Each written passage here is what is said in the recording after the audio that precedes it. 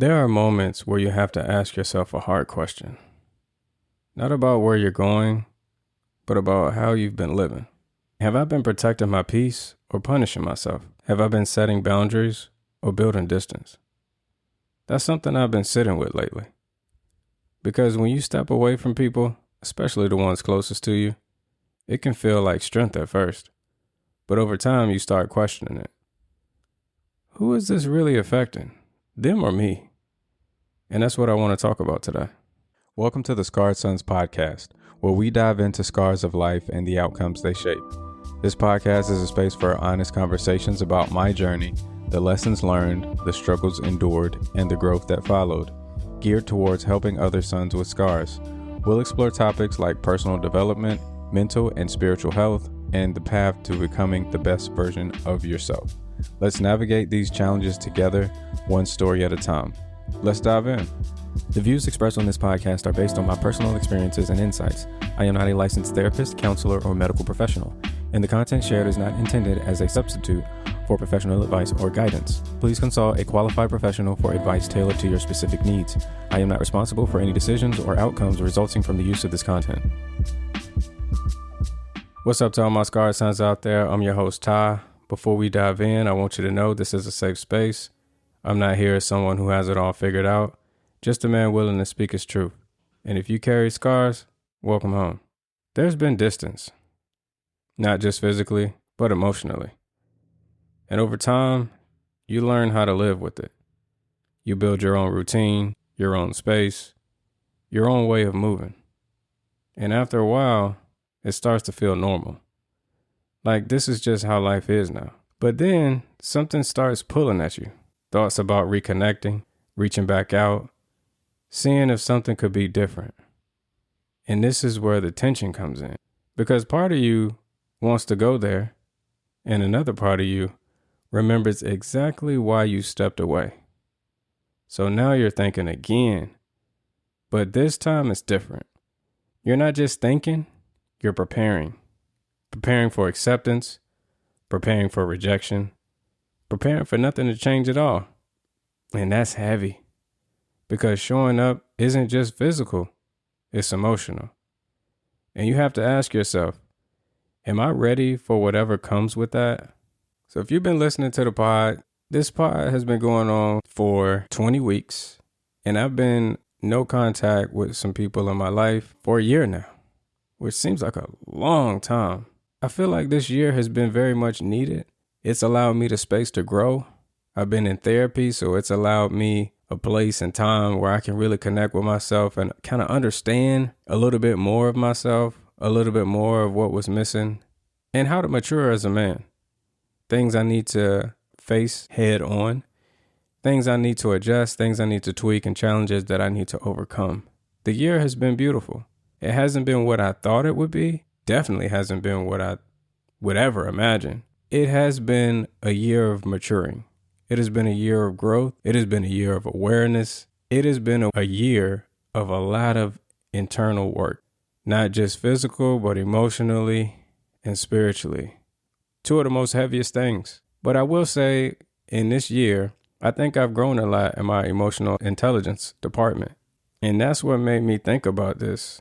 I'm starting to have these visions, which I think comes from my higher power. Well, I know comes from my higher power, God.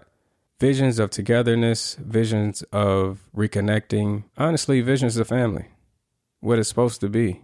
I've been in isolation, like I said, for a year, and I had to really look at this. Has it been healing or has it been punishment? Because isolation can feel safe. Trust me, it's no conflict, no disappointment, no emotional risk. But it also comes with something else: silence, distance, and disconnection.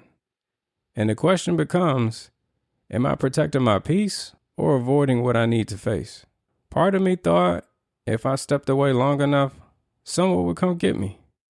That someone would notice, reach out in a creative way, and close the gap. But the truth is, some people will take things to the grave. And I don't mean that that they're intentionally doing that, but some people, they just don't have the tools, and we can't expect them to do something that they never been taught or learn how to do. We're not talking about accountability here. That's just the realization. That changes how you see things.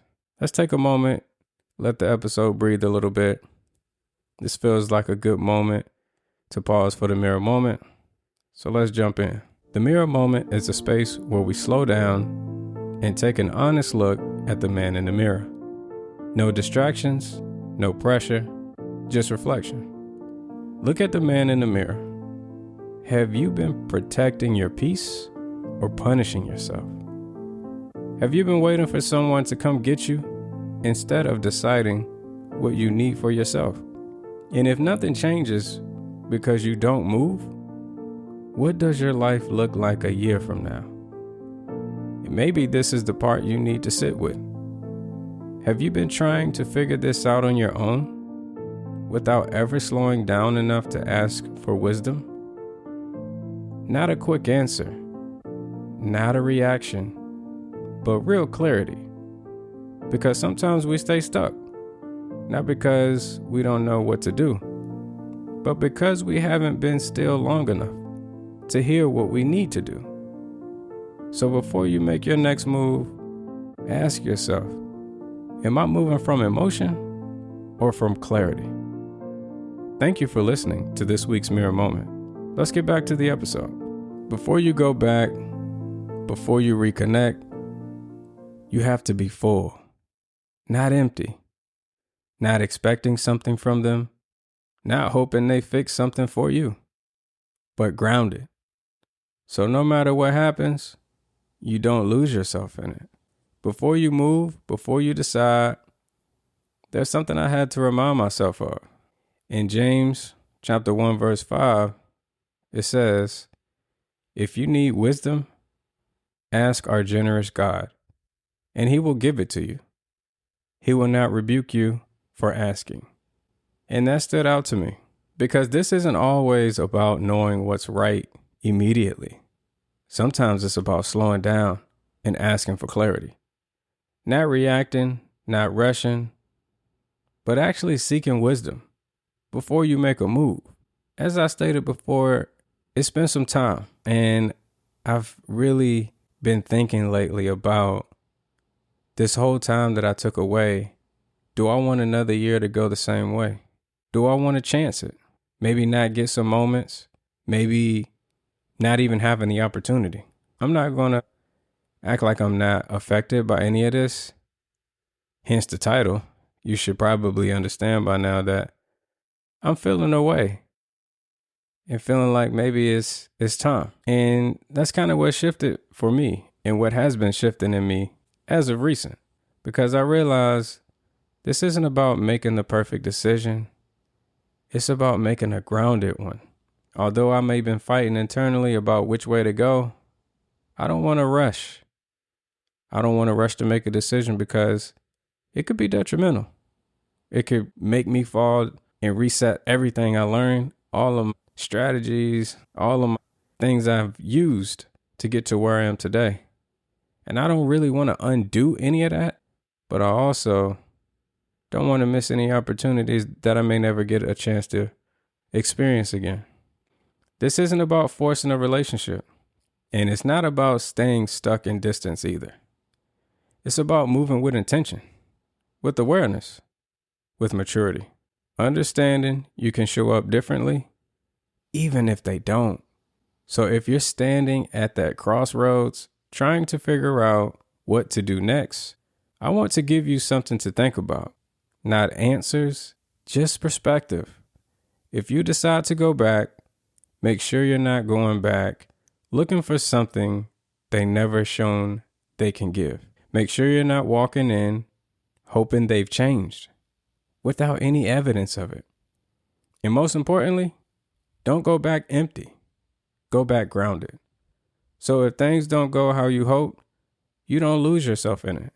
If you decide to stay away, make sure it's not coming from fear. Make sure it's not coming from pride. Make sure it's not just easier than dealing with what might come up if you try. Because distance can protect you, but it can also keep you from healing something that might need to be faced. Either way, there's a cost. Going back has a cost, Staying away has a cost. So the real question becomes, what cost are you willing to carry? And which one leads to growth? Not just comfort. Just make sure whatever decision you make isn't just protecting you from feeling something. And if you're in therapy, this is a great space to talk through this. Not just whether to go back or stay away, but how to do it in a healthy way. How to set boundaries, how to communicate clearly, how to protect your peace without completely shutting down. Because sometimes it's not just about the decision, it's about how you carry it out. Because this isn't about right or wrong. It's about being honest with yourself, about where you are and what you're ready for. I must say, I'm really not clear on which way to go right now. I do know there is some unfinished business on both sides. I feel like I've made a lot of strides in stepping into the man that I have become today, and I don't regret any decision that I've made. However, I do also look across the fence and kind of see like what's over there, trying to see if the grass is really greener if I go back. I don't know if you've ever been in a relationship, you broke up, and you were teetering in your mind about going back. And then you start to remember why you left in the first place. That's exactly where I'm at. With my mom, with my dad, with some aunts and uncles. I just don't understand if it's the right thing to do to go back or to just stay in my pocket for a little bit longer. I know staying in my pocket has given me a lot of tools that I can now navigate those conversations a lot better. But I'm also wondering, is it worth it? And these are real questions you can have. You shouldn't be ashamed to have any questions like this. You shouldn't be ashamed to be thinking about it. I don't think running back just to say I'm in connection again is the right approach. But I also think staying disconnected is the right approach either. I feel like my heart is in the right place. I'm just trying to make sure that I don't lose sight of how important I am, my worth to the situation. Not that I'm more important than anyone else, but having respect for myself. You see, when I tried to do this at a younger age, I helped certain people continue to keep things under a rug. I didn't want to ruffle feathers. I didn't want to make people talk about something that I knew was uncomfortable to them. I didn't want to frustrate anybody. I definitely didn't want any conflict. But that doesn't help me. Doesn't help me understand them or for them to understand me. Just being silent, going with the flow all the time, it can be painful later on. Some things we have to address. Some things we have to face head on. But it is about the approach we take to make sure we get the most healthiest outcome. I'm not saying that we're going to get the best outcome, but the most healthiest one. Meaning, if we try and we're faced with rejection, we know when not to turn our back away, but we know when to stop it in the moment. If I can relate it to anything, the first thing that comes to mind is when I'm out on a sales call. Most people, for one, don't like salespeople. But if I get out there and I'm telling you all about me, you get tired of hearing all of that. You get tired of over talking. You get tired of the person saying, I got this for you. I can sell this for you. I can do this for you. And it just becomes a talking head. In a relationship, you kind of need both sides to talk. You don't want to just let someone blab and blab and blab off, and you never get to give any input to the conversation. And as a salesperson, you're not getting anything from it anyways, because you don't know nothing about the customer more than you walked in before you started blabbing off at the mouth. It's not really beneficial for anyone. I have to know when I'm talking too much to a potential customer. I have to read the body language. I have to be in tune with how a human reacts and reading them to a point where, okay, I've said enough. We're going to circle back later. Let's get this person room to breathe with the information I gave them. It's going to work the same way. When I start sitting back in these rooms, if I choose to go back, I'll need to know when we've reached a point where we've done enough for today, or we've reached a point where someone is just on information overload. Another thing I have to remember, if you're anything like me, now I'm showing up and I'm talking, whereas I didn't before. It's going to throw people off. It's going to have them thinking, what in the world have I missed? And so I know that, and I will definitely take that in consideration when having some conversations. But these are the things that I've learned while being disconnected. These are the things that I now am in control of, that I now am able to read, that I now can connect with. I can connect with a person through more than just words. I can read their body and see how they're receiving the information, if it's too much, if it's not enough. And that's going to help me navigate some of these relationships going forward. Some decisions in life don't come with clear answers, just honest questions. This might be one of them. Have I been protecting my peace or punishing myself? Because distance can feel like strength until you realize it's also been keeping you from something. Growth, connection, closure. And maybe the next step isn't about what they do. It's about how you choose to show up. Not from a place of hurt, not from a place of fear, but from a place of clarity. And for me, that's something I'm still working through. I've got a session coming up, and this is something I definitely plan to bring into that space. Talking through it, getting perspective, making sure whatever decision I make is coming from a healthy place. And at the same time, I'm bringing it to God, asking for wisdom, also clarity, because I don't want to move off emotions. I want to move with intention. So wherever you are in this, take your time with it. Don't rush the decision. Just make sure it's a grounded one, because staying where you are is still a decision. This is not to put pressure on you. This is not to tell you that you need to do something different. This is solely to give you a perspective. I've had these moments and these feelings hit me recently, and I just know there's someone else out there dealing with the same thing. As always, I want to let you know you're not alone.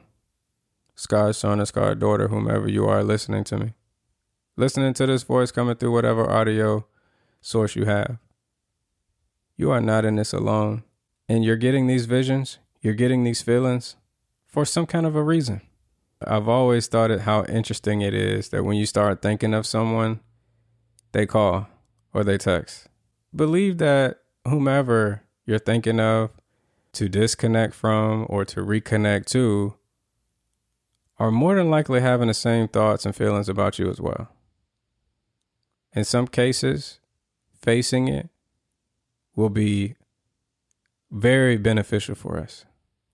Whether that's us learning that we made the right decision, deciding to put distance between a relationship, or it could be reconnecting and rekindling a relationship that we lost a little bit of connection along the way.